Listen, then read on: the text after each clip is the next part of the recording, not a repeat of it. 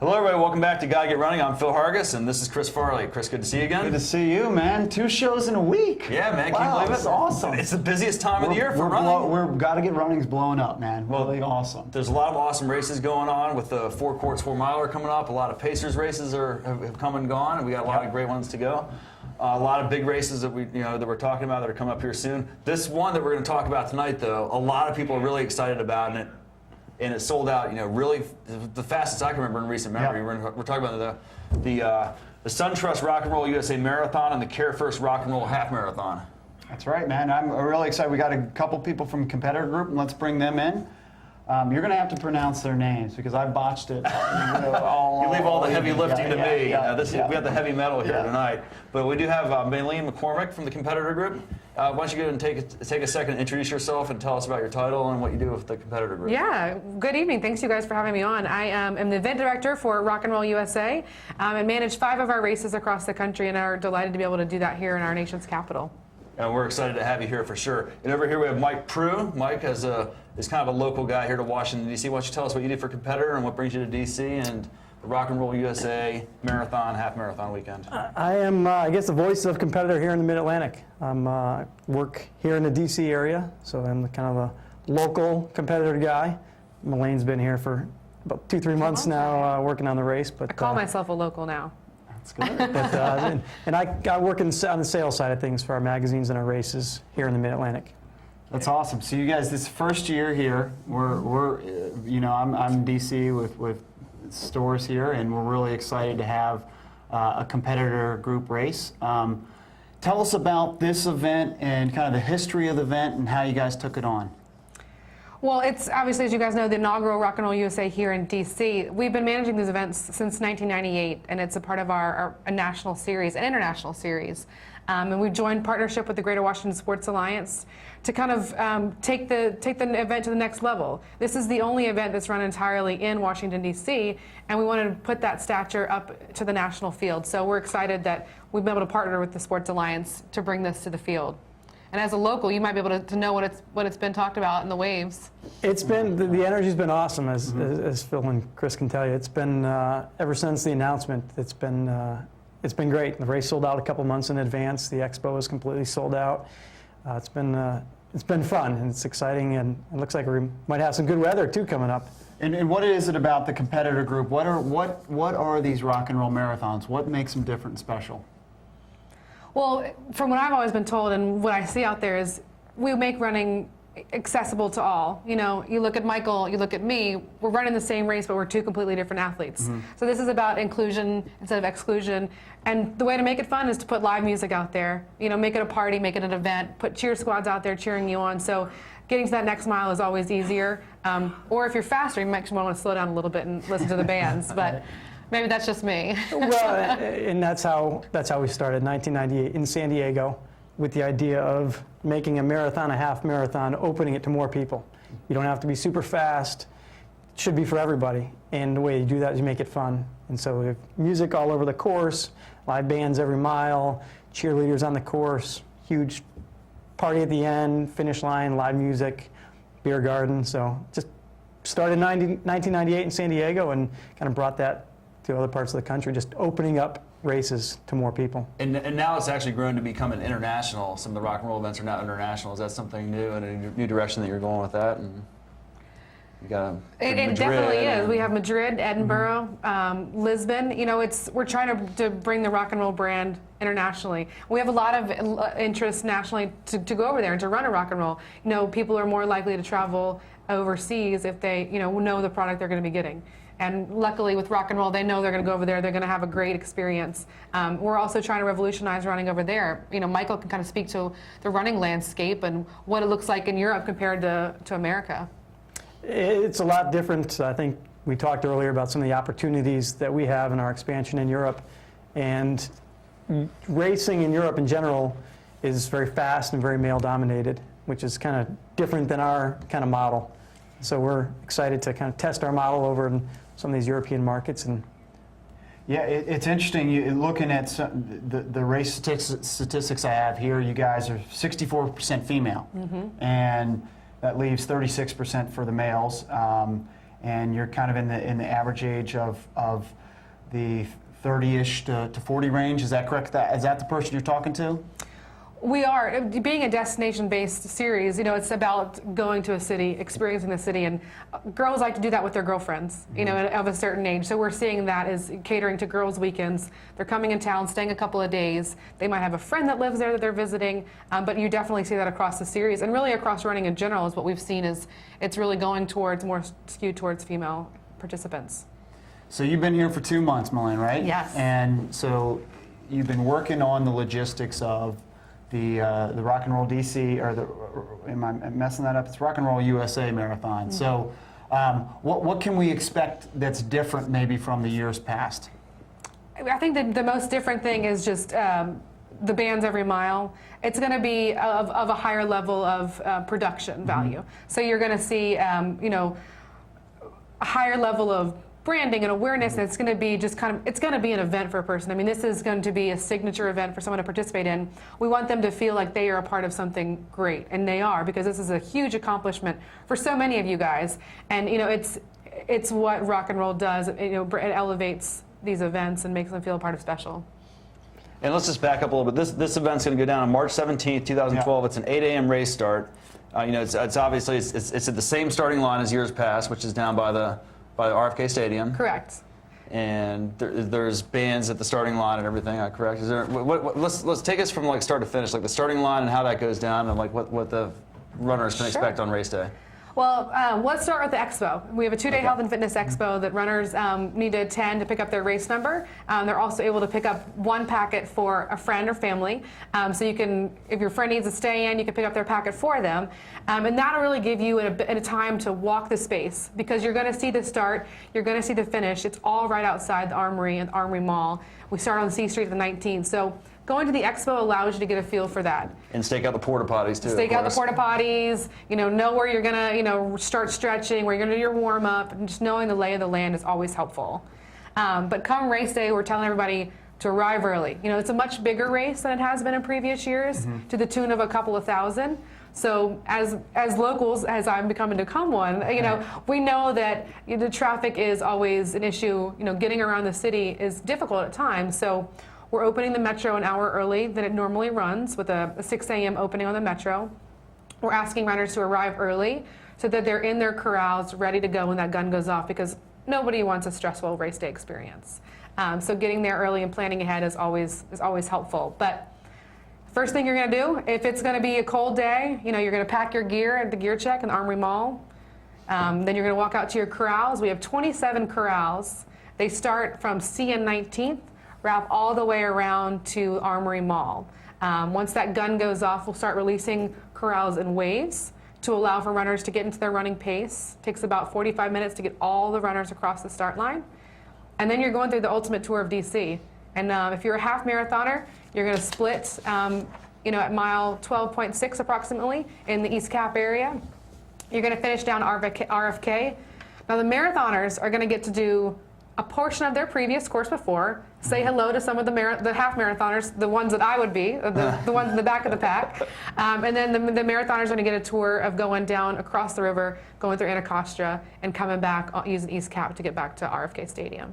So I'm doing the marathon, and I want to make it about me here. So, yes, it should be. This is your show. So what's different? Because I ran the marathon last year when it wasn't the rock and roll. What's different in the marathon course for those of us who have run the marathon previously? Right. Most of the course is similar. Okay. What the main change was that caused a lot of concern and issues in previous years was the mile around RFK Stadium. So the marathon used to go through lots 6, 7, and 8, come back around, so the full and the half literally until the last moment were together. So we're splitting them a little bit earlier, and we're also taking them out of RFK Stadium to allow for, it was just operationally very difficult to have cars, spectators, and runners all within the lots of RFK Stadium. So by removing that mile, we're also removing a portion near the Capitol, Cap Police. There was some, construction issues in that area. So we're readjusting and tweaking some of the course, but it's pretty similar to previous years. Once we get a first rock and roll under the belt, then we're going to look at, tearing things up and looking at a whole new reroute. There used to be a time limit at years past. Is that still the case? There is still a time limit, 4 hours for the half, which is an extension of an hour. Okay. And to previous years, it was 3 hours. Gotcha. But we still had that ultra fast 5.5 is our time limit for the full. Usually rock and roll races allow a 7-hour time limit, but due to the road reopenings and just wanting to stick on that timeline for the city, because we are impacting so many communities, they were keeping the full marathon to a 5.5-hour timeline. Now, is there still a time qualification standard for this race, or did they abandon that? We did abandon that. As I was mentioning, we know it's about inclusion. So as long as you can keep that pace, then you're going to be a part of this event.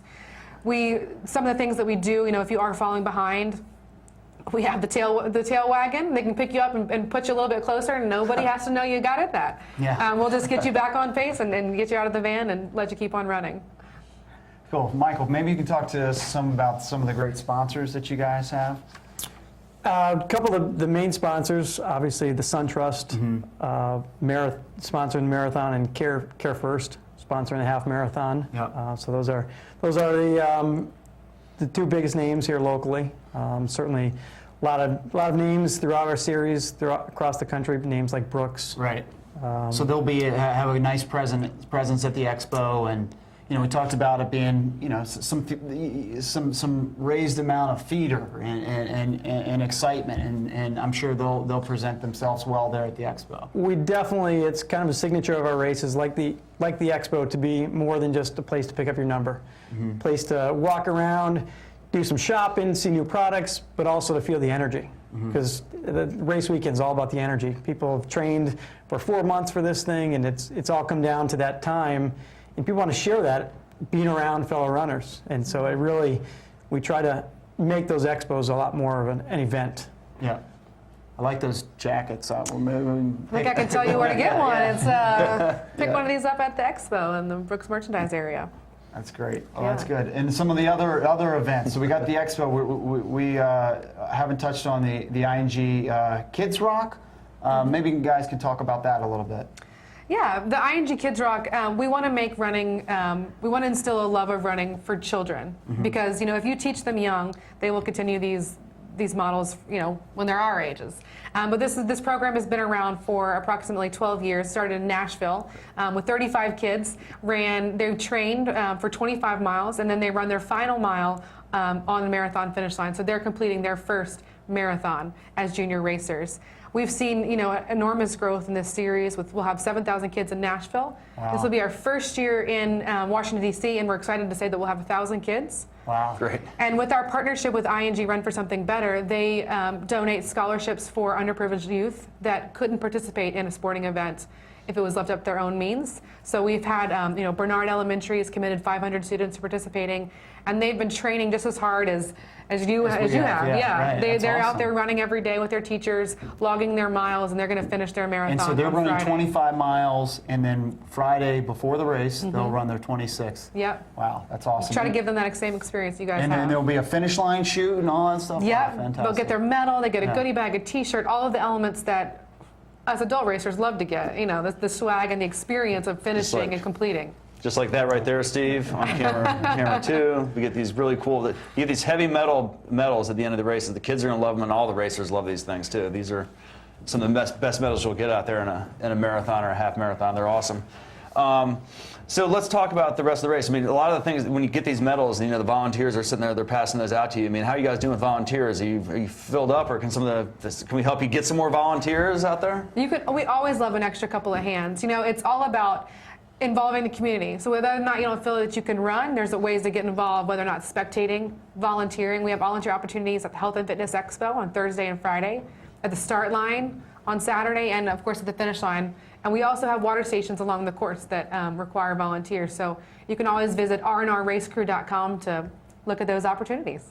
And I'd add to that, talking to people, and they always ask you questions about running and marathons, and even if they've never done a 5K, it's awesome to be out on race day, to get the experience, kind of, again, that energy that could inspire you to run your first 5K or 10K or half marathon someday. So it's a neat way to check out the race without actually running it. Yeah, the exits they can be totally electrifying, and you see like so many people are so happy that this moment is like fun. It's sort of like a nervous energy, but it's really mostly like really happy energy at these expos. Everybody just wants to share their story. And I know one of the things that's really important to some of the runners. Hopefully I'm not putting you guys on the spot here. Like some of the runner stories, like every marathon has like stories submitted to them about like a special cause that they're running for or anything. Do you guys have any of the stories that we can get out of you today on that at all? Yeah, I mean, every person, and what's so amazing about it is 24,000 people are running for some sort of reason. And, whether it be just to finish a race or, there's a lot of really great charity partners that we've partnered with. Girls on the Run DC, and, Team Not Alone is another one that comes to mind that, they're running for fallen soldiers. They've all been affected by, some sort of, military angle and are running for a cause. There's people that have lost, one that comes to mind is a woman who, Hurricane Katrina affected her. She had to move away, ended up living in Phoenix for a long time, never got to move back to New Orleans, started having children, weight kind of crept up, so she just started walking her children every day. Then they started running, and then they started going on long runs, and she was able to shed 150 pounds and finish her, was hopefully finishing her first half marathon. So there's those stories out there that it's typically, a personal accomplishment. It's something that people a lot of times have been pursuing for 6 to 8 months, and so there's some great stories out there. There'll probably be some love in the air. We always have a proposal at the finish line, and I know one's coming. I'm not going to say who it is though. I don't want to ruin it for somebody. Are you watching It's a little right teaser out there. Have those I'm not cameras telling ready you to that go you're getting engaged. at the finish line, right? I haven't actually shared this before, but the first time I ran a rock and roll event was the Virginia Beach one. I actually ran that for my aunt who had just recently been diagnosed with leukemia, and I got a little bracelet for her, raised some money for the Leukemia and Lymphoma Society, which I know for that race was one of the big charities that were involved in that race, and it was able to run the race. Give her that as a memento. Give her the medal. It was really it's really an incredible experience and a very emotional experience if you actually get a chance to run a race for a cause, and it's a really great thing. And I highly encourage it for anybody out there to get out there and run a race for charity. I did my first half marathon as a fundraising partner, and it is definitely very moving. And it's gotten a lot of people into running that wouldn't necessarily be runners, and has turned them in. I mean, you now have done a couple more. You've done Philadelphia, now you're doing USA. Rock and roll. Yeah, so it definitely introduces new people to the sport and into your stores. And Absolutely. yeah, so it's a great cause. Absolutely. So logistically, I think you guys do as good a job as any, which is tough, being that you're a company that's from out of town. Mm-hmm. Talk a little bit about the challenges, or how do you pull that off?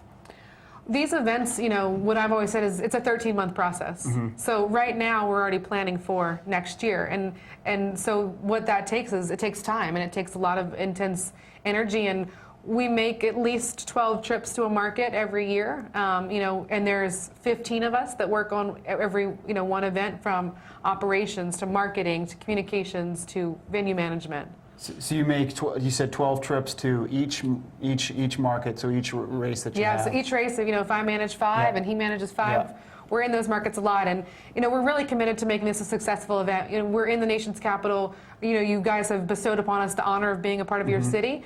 So I live here now, and we've been in market and spending day in and day out thinking about this event, planning for this event, making sure it is successful, and it's a good experience for every runner, because we want you guys to walk away saying, I had a great time, that was a great event, can't wait to do it again. Yeah, that's awesome. And you do leave the events feeling that way. I mean, you leave with a big after party. You got the beer gardens. You got Brett Michaels' band or whoever somebody to rock out for. Well, why don't you tell us about the bands this year and who your headlining act is? Yeah, we're excited. Switchfoot is going to be rocking out with us at the finish line, and they're going to do a great job. What was good about having a band every mile is we can showcase a local talent as well. Mm-hmm. And we've worked with neighborhoods, all the ANCs, to get a feel for what they want to see in their neighborhood, to try and cater to the flair of that neighborhood. So along the course, you'll see maybe some of your favorite garage bands out there, some of your friends and family, but we're going to crown it off with Switchfoot there at the finish line. It's March 17th, which of course is St. Patrick's Day. Yeah. So That's a good way to kick off the St. Patrick's Day I activities. think there's a lot of people planning post-race right now as much Yeah. as they've been planning for their Now, I heard actual Michael's gonna be racing. dressed up as a leprechaun on race day. Is that true? You know, If you spot him and you tag him in a picture. Is he going to give us all of his gold? I don't know if I can keep up with Robbie Wade, so I'll leave that to the fast guys. So there is the after party with Switchfoot. Now, how long does that last? What can we expect from that? Is there Sure. a beer garden? There I mean, is. okay, Of course there is. cool. You got it. Yeah. So we have entertainment offerings throughout the course, and then we start our finish line festival at 8 a.m. with an Okay. opening act. We do an 8 awards a.m. ceremony. Wow, I know. that's awesome. No beer on the course, though, Chris. Sorry. We got to keep those spectators entertained while you guys are running. You know, true. we don't want them wandering That's off. right. We open up our beer garden. 9 a.m. Everybody gets a free beer that's a runner. Mm-hmm. Spectators, you got to earn it, so you're gonna have to pay for it. But we'll have an awards ceremony. Once the half marathoners and the full marathoners finish, we do top 3 in the awards, and then we'll bring on Switchfoot, and then we'll obviously close it out with a great local regional band as well. And how long does that last? Is it- 2:30. I mean, Wow. so the last runner's done. We'll be playing music for you. That's so an amazing permit that you got to 2:30. That's don't tell them you did yet. jealousy here. And on St. Patrick's Day, it's going to be a blast for sure. I'm really looking forward to it. Then you can go from there to the sports bar for March Madness, and then to the St. Patrick's And festivities. wear your medal out to the bar. It's going to be a all day giant long. pub crawl of those medals rolling around D.C. hopefully. Yeah, there's nothing better than to spot one of your fellow finishers and relive the moment. So At the award ceremony, we may see, I know you guys don't have a ton of elites, because generally it's not about the elites. Right. But you may see Michael Wardian there again. I know he is running, and he's won 5 of the 6 years this marathon's existed. So he's got to keep up his streak, I think. yeah, he's going to be a tough competitor to beat. Some of the other names out there, you mentioned before that maybe at the expo you have Jim Ryan and.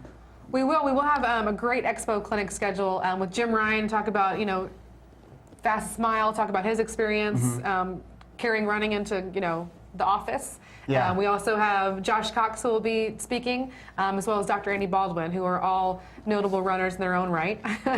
So we do have a couple of featured athletes coming out. I think it's great you're trying to bring more women to this event, too, by bringing Josh Cox along. Hey, we have to cater to our demographics. There's more women in this field. So if you guys bring more men, maybe we'll have Bonnie Bernstein speaking. It's not my thing, but 2 of those people have been on The Bachelor. Is that correct? That is true. That is true. Yeah. It's not my thing either, but I did know that. But it's not my thing. Right. Right. She told me. That's how I knew. So we could talk, your demographics are 64% female and 36% male, like we said before. Your demographics, the average age is about 39 years old. The average income is $111,000 for a runner. And you have, I guess this is annually 471,000 participants. That's across the series, and yeah. 800,000 that go to the expos. So that's compelling statistics about how much fun this is. The friend of mine last year that kind of nudged me into going up to Philadelphia. She was like, she'd never done a half marathon before, and she just had heard about them and how much fun they were. She's like, come on out. I was like, I'm there. It's only a short, train ride up there. Took the train up there, and it's a great race. Topped off by the Brett Michaels band. People want to go rock out, and it's like a party and running all at the same time. It's great. It's an event. You guys have to have fun. It's no way around it. And where do you see this going? Is it going to only grow from here, or? When we sold out, I can't tell you how many people knocked on his door, my door, probably your door too. Sure. We need entries. I'm sorry I couldn't get you those entries out. Right? Every one of you that You called can and blame it emailed. on me. We didn't know it'd sell out so fast. And you need to cap a race for a first year. We want to make sure the experience is pleasant for all. You're in a new city. And Washington, D.C. has intricacies, as the 3 of you guys know, that most cities don't have in terms of security, layers of support and things of that nature. But this is going to be a flagship event. This is a city that deserves a flagship event, has so many flagship events, and has space for some more. So I think we'll only see this grow, as Marine Corps selling out in 2 hours and 41 minutes, faster than I could ever run a marathon. Right. So there's definitely, this is a running city. You guys have cultivated an amazing running culture here. So this is a place that we can see running continuing to grow and be able to highlight every neighborhood. And competitor group also has other events. I don't know how familiar you are with them. I know there's a Tri-Rock event coming up. Is there other events here in the area, immediate area, that they can participate in as well? Absolutely. We do a number of different events. Tri-Rock, the one you mentioned, is a national series, also started in San Diego. We've got a race coming up May 12th, I believe, in Annapolis. Same theme as the rock and roll. We have music all over the course, including on the swim. So there's actually a band out on a boat. Underwater. Wow. And, Are you kidding? Wow, that's really cool. And Okay. so it's the same kind of concept, is that triathlon, it's a whole, you got biking into it, you had swimming into it. It's a lot more intimidating than just a running race. And so we try to bring that fun factor And to I the did race. it. So, I mean, I have to say, I did our San Diego event, and it's very inclusive. It broke down barriers that sometimes you see when you're in the tri space, but it's a ton of fun. It's a lot of fun. Were you in the beach cruiser division, or I was not. I was told it's harder to ride a bike on a beach cruiser, so I wanted those gears to help me up those hills. So we'd love to see some of our local guys here in DC travel to another one of your destinations, go for a race. Why don't you just tell us what your favorite race is outside of this area? I'm kind of partial. I'll let you start. there's too many. I mean, Las Vegas and the running on the Strip at night is just an incredible experience. Can't imagine the after party there. The after party there is unbelievable. I think Nashville, people talk about. It's just a great city to hang out for the weekend. Just an amazing experience. New Orleans, Savannah was our first year. What about the Carlsbad 5,000? I've heard about it, but I don't know much about it. World's fastest 5K. Party by the sea. There you get 2 free beers with your entry. But, I'm there. It's one of the What most is it? beautiful courses. You're out by the ocean, Carlsbad. You really can't beat it, and you don't have to run nearly as far. And they get a lot of people that travel to that one too. They do, yeah, and it's one of our largest elite fields as well. So you're seeing, obviously, with the world's fastest, you're seeing that still hold the world record on that course, and it's a lot of fun. Couple more local events real quick. Down in Richmond, April 22nd, we have our Muddy Buddy race, which Okay, is a mud run or a run and bike with tandem with teammates, which is going to be an amazing time down there. And of course, partnering with Nations Triathlon coming up in September. So. Rock on. Awesome. What do you guys, just real quick here, what are you guys going to be doing race day? So what are your responsibility race day? I am kind of a firefighter race day. So wherever the need arises, I will be there. No matter what your title is, you're in charge of something. So you're in charge of metals, Mylars, water. We'll all be out there from the top to the bottom, helping you guys have a great experience. Mike, what do you? I'm making sure Leprechaun costume. making sure that everyone at the bar is happy. Okay, you guys. Well, listen, we got to wrap things up here. The Suntrust Rock and Roll USA Marathon and the Carefirst Rock and Roll Half Marathon will be all going down on March 17th, 2012 at 8 a.m. If you're not running, go out there and support. Show up for the after party. It's a good time. There's still a need for volunteers out there, so you can volunteer and see what these races are all about. Go by the expo, buy stuff. It's a good time.